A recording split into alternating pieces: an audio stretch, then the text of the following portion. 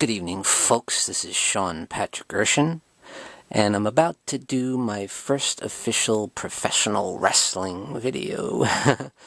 Yes, lifelong professional wrestling fan. All my life I have loved it, since I was about, I don't know, maybe 3. Like, I can't remember ever not being a fan of pro wrestling. So yeah, even back in the day, in the early 80s, when WWF, which is now called WWE, of course, was the biggest thing around. I did still watch like NWA and AWA and stuff. NWA back when they had Sting and the Road Warriors, of course, Ric Flair and people like that, Nikita Koloff, Arn Anderson, Ole Anderson, the classic stuff. And of course I watched WWF as well, which was great in the early 80s, and they had Roddy Piper and Andre the Giant, obviously Hulk Hogan, and back when they had the first ever WrestleMania, I did watch. I didn't get that show because I didn't have the money at that time. But I watched during that time, and there was a big build up to it and everything. But yeah, love the early 80s wrestling all the way up to all the way through the end of the 80s. I think it was great. And NWA, WCW, I was a big fan of as well, Even though WCW was kind of a distant second, I still really enjoyed the show. They had the fabulous Freebirds. They had so much going on. They actually had Steve Austin there, Mick Foley back in the day before they went to ECW and then WCW and all that. And then, of course, the 90s came around. You had, the early 90s was definitely rough for WWF. They had some really cheesy cartoon characters that were awful, like the Repo Man, Papa Shango, a lot of ridiculous nonsense going on at that time, I mean, yeah, you still had people like Bret Hart and Owen Hart and stuff like that. There were several great stars, but there was a lot of nonsense going on too. So that's when WCW started stepping up their game, and they managed to acquire Hulk Hogan, and he had a huge return. In 1993, I believe it was, when he first came into WCW, and they really started building up the show. And then they brought Macho Man in, and of course you had the NWO, and that just blew WCW wide open, and they became huge, and then Monday Nitro came around, and Monday Nitro was a big game changer for them, It became a show all about big surprises. So yeah, I'm a huge WCW fan to this day, and back then, in the 90s, I was more of a WCW fan than WWE. Yeah, loved WCW, and I was the one that followed them all the way to the end. I'd say up until about the David Arquette thing. Once David Arquette got involved and won the championship, I was done. I was like, that's it. Most embarrassing thing to ever happen in pro wrestling. But at any rate, I'm also a big fan of Impact Wrestling as well, or TNA as it used to be. Here's a cool TNA action figure of Jeff Hardy, Jeff Hardy has a lot of history in TNA as well as WWE, So he left WWE, I think, around in 2003, and he went to TNA for a little while, as did Booker T for a short period. And then he went back. Jeff Hardy went back to WWE, had another big run, and then he won the World Championship, and then he ended up going back to TNA, back during the Hogan Bischoff era, which is a very controversial era in TNA. a lot of ups and downs. They had their spot on Spike TV where they got, 1 million viewers every week. But once they decided to go up against the monster that is WWE, it was all over for them. I wouldn't say it was all over before, but they went way downhill, and they were forced to change the nights from Monday to like Thursday, I think it was. Yeah, that was just a really bad idea, the worst idea they ever had. But other than that, there were a lot of good things too during the Hogan Bischoff era. The production value was fantastic, and they had a hell of a roster, You had Sting, you had Kurt Angle, you had Bully Ray, and Bully Ray was awesome at that time. He was at his absolute best when he became a heel, and they started the Ace and his Eights thing. That was really cool. And here you have, I have a couple books too. You got Eric Bischoff, Controversy Creates Cash. And Eric Bischoff is certainly a very controversial figure in pro wrestling. He's a genius, but at the same time, he's done a lot to hurt the business, too. A lot of people would say, he's almost a blessing and a curse, in a way. He's the icon Sting, and this is the best of Sting in Impact Wrestling. Huge fan of Sting. I watched him from when I was a little kid, from when he was the Surfer Sting, with the blonde hair spiked up, and the war paint. And then obviously he made the turn once he went against NWO, and he was like the central guy against NWO, and he donned the kind of the crow look with the baseball bat and the long black trench coat and the white face paint, just like the crow, like you see here in a little bit more detail.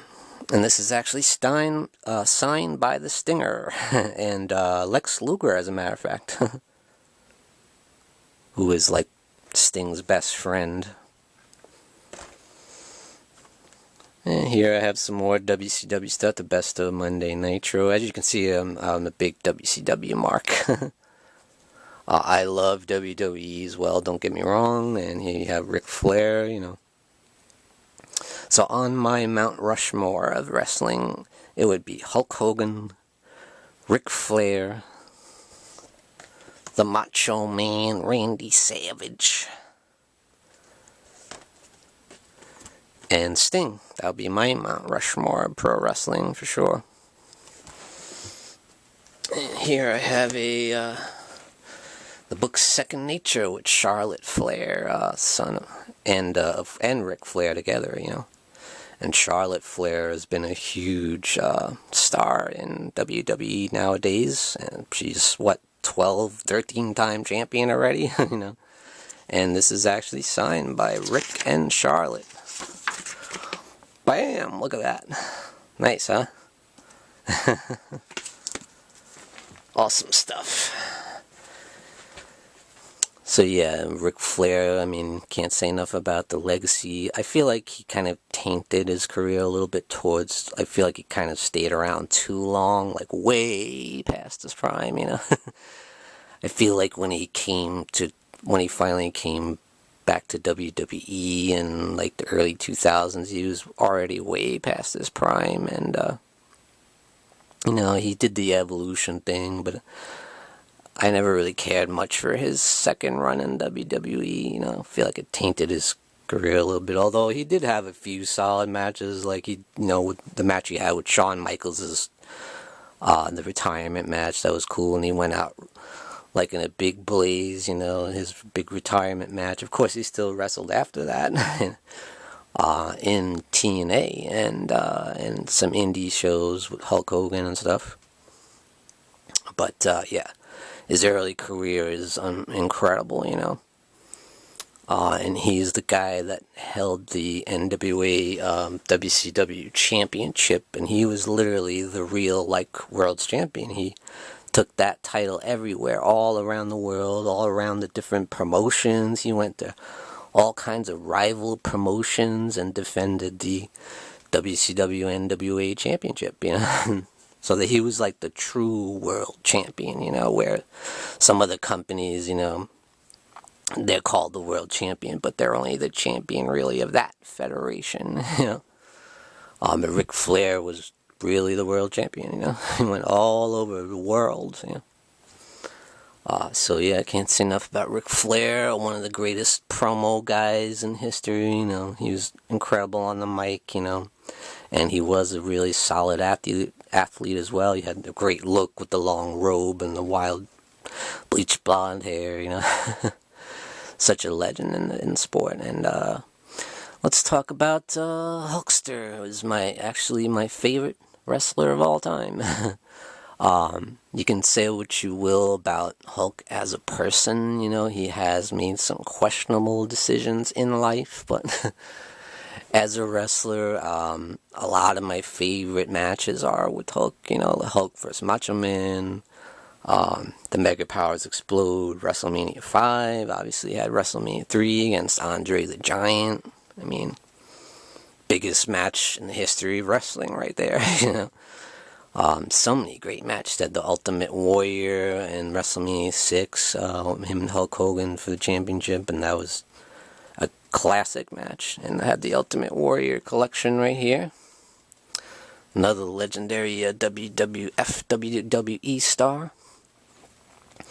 And then we have the Macho Man Randy Savage, one of the most colorful personalities in the history of wrestling and one of the greatest careers in wrestling.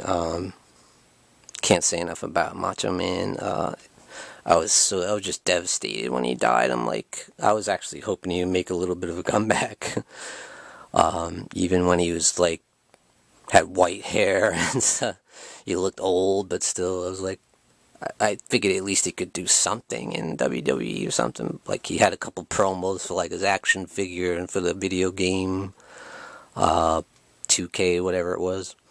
I was like, cool, Macho Man did a couple really cool promos too, but then he passed away, But after watching the special about him, the Randy Savage story, and seeing how he did find some happiness in life and got married, and he made peace with some of the people he had feuded with, like Hulk, because him and Hogan had real heat, and they hated each other for years, They were real tight for a while back in the day, but then they had a back and forth kind of relationship. They hated each other for years, but they finally mended fences towards the end there, and that was really cool, that they had some closure.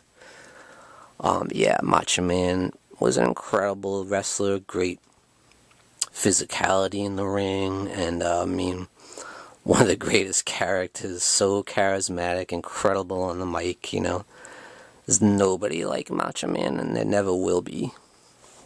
And one of my favorite tag teams of all times is the Mega Powers, yeah. Even though they never won a tag championship or anything, it was just so awesome seeing Macho Man and Hulk together as a tag team, And eventually they collided, and they fought over Elizabeth, and that was so great. Also the greatest feud in the history of wrestling, in my opinion, Macho Man, Hulk Hogan. It started at the WrestleMania 4, the tournament there, where Hulk helped Macho Man win the championship there, and then that's when they started teaming up, and then, Hulk did some kind of questionable things with Elizabeth. When they won one time, he held her over his head, and Macho Man didn't like that, and I was like, he got jealous. It's just so classic. And then that one Saturday Night's Main Event where they collided backstage, and it was awesome, dude. One of the greatest times in wrestling, And that was a great show too, Saturday Night's Main Event. I always look forward to that. And now I'm going to say a little bit about Impact Wrestling, which right now, as we speak in 2021, is my favorite wrestling company, believe it or not. And yeah, they have AEW, which is doing really well, Tony Khan's company. And of course, WWE is still the monster, and no one's ever going to take them out. It's just never going to happen. They're never going to be a Monday Night Wars again. I don't think so, anyway. Probably not in my life.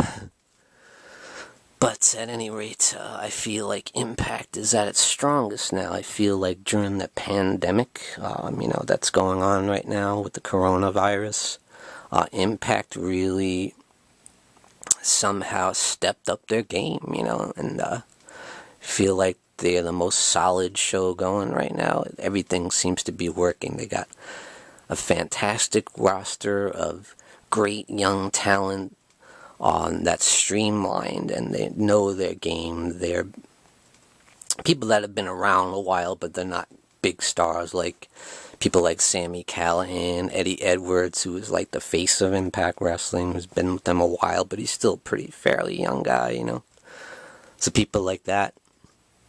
And then you have some of the veterans still around, like Hernandez and Rhino and Eric Young, who recently returned.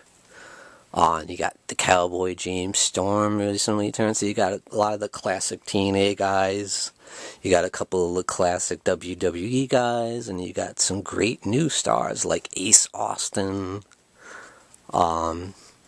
Rich Swann, who's now the world champion of Impact. And they're also doing this crossover with AEW, which is really, really cool. And I'm getting ready to watch the Rebellion pay-per-view tonight, actually, where the champion of AEW, Kenny Omega, is going to go against Rich Swann. And the winner takes both titles. And how cool is that? So the winner will be champion in both companies. I just think that is so freaking cool, and I'm really excited. No matter who wins, it's going to be a win-win for the fans. You get to see one man be Impact champion and AEW champion. I think that is so awesome. And I've never really seen anything like that. Yeah, there's been times in the past where like the AWA champion, Jerry Lawler, I remember, went against Ric Flair. But titles didn't change hands or anything. This is the first time that the titles will definitely change hands that I can remember anyway. But anyway, yeah, hope you guys enjoyed me talking a little bit about pro wrestling, something that I'm very passionate about. I'm as passionate about wrestling as I am anything. Like, just as much as I love horror, just as much as I love movies, I love wrestling. I could easily have a wrestling show if I wanted to, but anyway, just a chance to see a little different side of me. One other thing that you guys can know about me, I'm a lifelong wrestling fan. So hope you enjoyed this, guys, and maybe I'll do another one at some point, but thank you for joining me. Patrick Erschen. Peace out, guys.